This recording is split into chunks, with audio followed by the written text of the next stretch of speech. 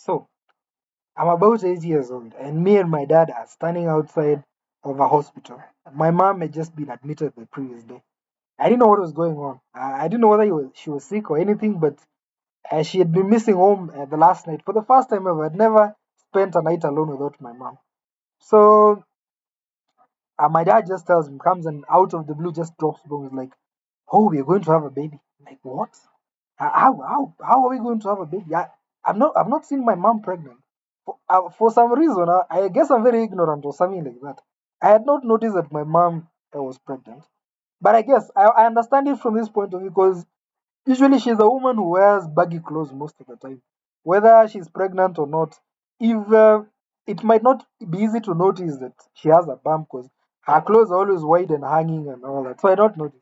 But I was excited. I was really excited that I was going to have a brother. And somehow I knew it was a brother. Yeah, I don't know how, but I knew it was a brother. My dad was here, my dad was here, coming up with names. He's like, "What are you going to call the baby? Mary?" I'm like, what do you mean Mary? How are you going to call my brother Mary? But then I was wondering, the first thing that struck me is the naming thing. Because they're like, what name are you going to call what name do you suggest we call this baby? And I'm like, after I suggested Mary, I'm wondering, I thought babies come with names. I really thought babies are born with names. Like you're born being called this and that.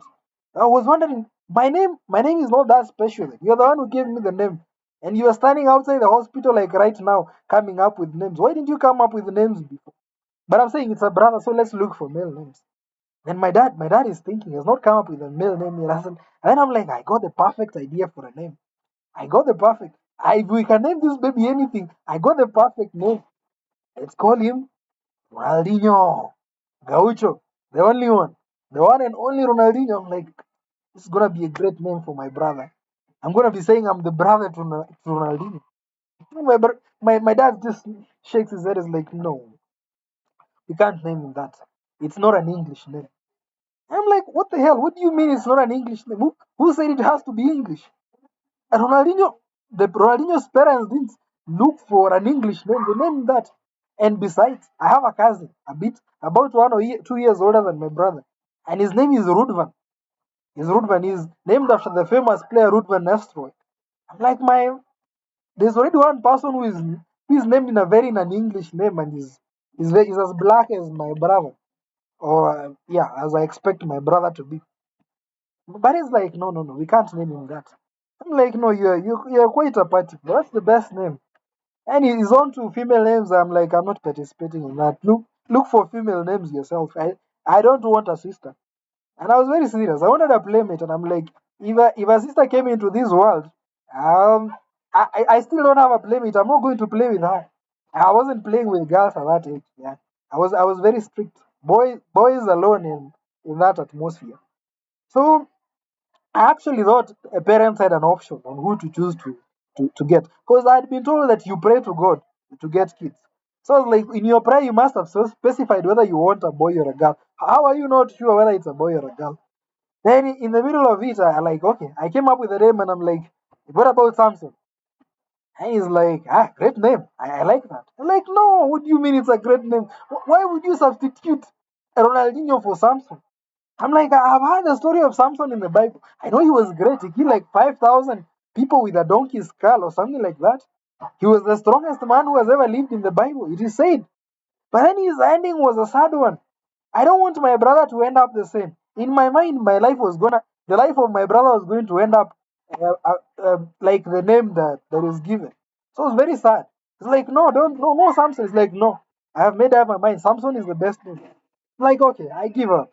It seems like you're not listening to me anyway, and you have very stupid options that I'm not going to tell you that out of respect. So yeah, we have agreed on Samson.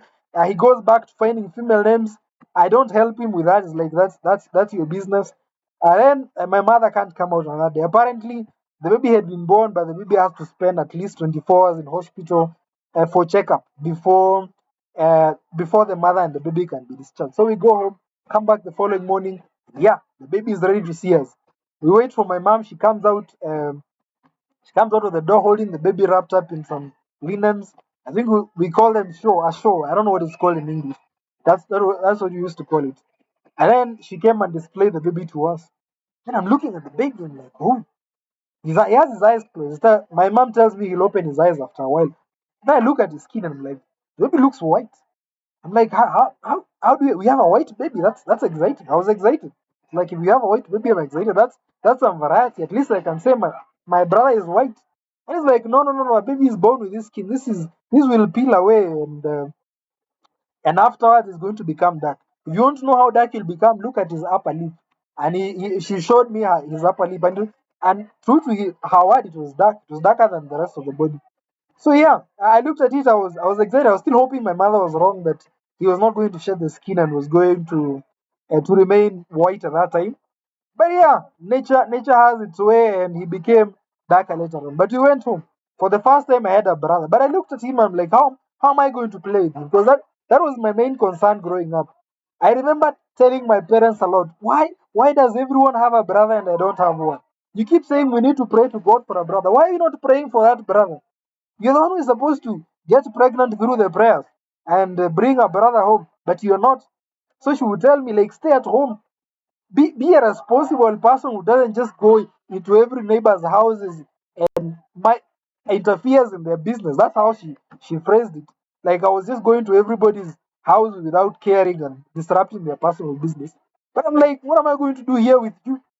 You're boring. And you're an adult. You can't play with me. You can't play the games I want to play with. I need a brother if you want me not to go. So in my mind, I thought I would get a full grown brother the size of me. Like I thought that's how they work. I didn't know about growing. Usually at that age, I thought everybody had a size. Like if you're 2 meters, you're born at 2 meters. If you are 30 centimeters, you're born at 30 centimeters. So I thought they could just request a brother my size, and then I would have someone to play with for the rest of my life. I envy those who are born as twins because they have a brother for life. But that's what I thought. But when I'm looking at this baby, I'm like, this is a small baby, it's a small, really small baby. He looks very weak. He can't even walk. He can't crawl. He can't do anything. He can't play with me. I still have to go outside and look for friends to play with, which I did. But there were some changes that came when he came. First of all, he was crying nonstop, like all babies, I would say. He was crying from morning to evening and the whole night. She would be breastfed. She would be given pounded food. She would be beat. I mean, he would. Sorry, I'm talking about my brother. He would be breastfed. He would be pounded food. He would be given water, beaten up, like everything. But he wouldn't stop crying the whole night. But my parents sometimes thought he was sick and they didn't know what to do. They find some medication, give him. He continues crying. Then that the problem was not crying. I'm a heavy sleeper. I can sleep throughout a very loud cry. But my parents are not heavy sleepers. So they would stay awake the whole night trying to calm the baby down. That would make them grumpy, especially my mother. She would be a very grumpy woman the next morning. And as you know, if you have an African mother, you know, once they are grumpy, they will find someone to take it out on. And who is the easiest person to take it out on? You, specimen me. So I was getting beaten up more regularly than usual for the smallest thing. It's like don't let me call you twice. Maybe she called me once and I didn't hear her, so I didn't come. It's like I can't be calling you twice while I'm doing all the work here.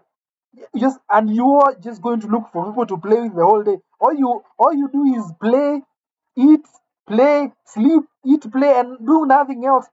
Yet here I'm doing everything. So she would complain to me, and I'm like, what the hell is going on? This baby is becoming a disaster. Apparently, the baby also shits on himself and pees on himself and all that. This baby was not conducive for this environment. It's like he was not born ready to be in this world. So there was changing of that. So problem came in with farming. Because my parents are farmers. My mom is a farmer at that time. So she has to go to the garden and she also has to take care of a kid. So what is he going to do? Stop gardening or stop looking at the kid? He's like, no, I found a solution. My dad goes to work from morning to evening. So he's not there to take care of the kid. And he's also the man, the African man. It's not his job to change diapers or uh, lull the kid when the kid is crying. That's the mother's job. And everyone knows that. So we would go to the garden and it's like, you take care of the kid. I'm like, what the hell have I become a girl right now? Like the thought of being perceived as a girl was inconceivable. Like how are you treating me like this is disrespect of the highest order? And it's like you have two options. Either you go and start digging that garden and I look at the kid, and you look at the kid and I'm going to go to the garden and farm. I was like, okay, I'm going to look at the kid. The kid cries. I don't know what to do. I just stare at the kid and everything. Then sometimes she would be like, you accompany me to the garden with the kid, so that I can observe you and the kid as you're taking care of the kid. Then I would walk with her. That she would force me to carry the baby on the back with some linen. That's how we carry the babies in the village. And I'd be angry. I'm like, I'm not a girl. Why am I carrying the baby? This is girls. You're supposed to be doing it. Then at that time, she'd probably be having a sack of potatoes or maize or anything at her back. And she'd be like, you have two options.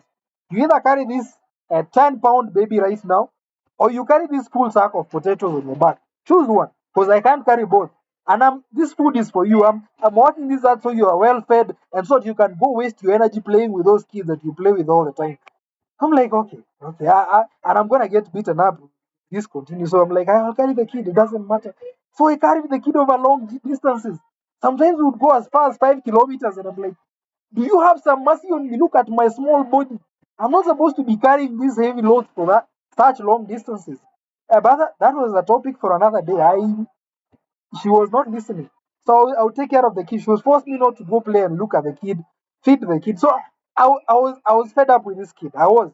So I was looking for the day he would start walking on his own so that he can carry his own weight.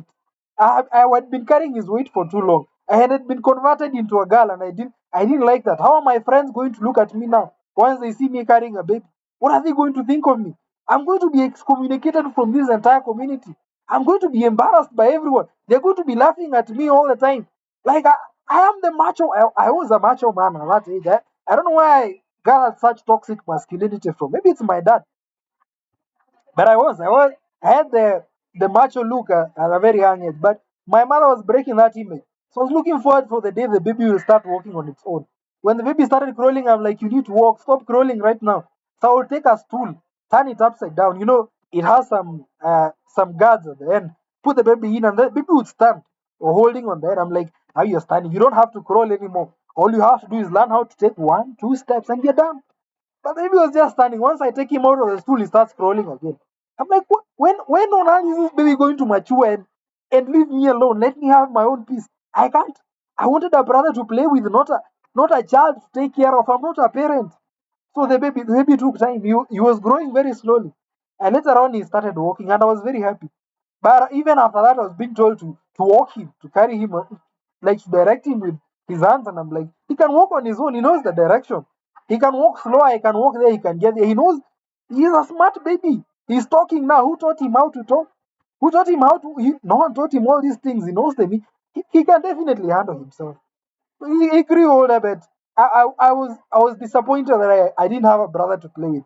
But now I understood how things work, how children work. They don't just come fully packaged and grown up that you can play with. You have to take care of them and their responsibility. I learned responsibility at a young age. Sometimes my mom would make me cook at that time.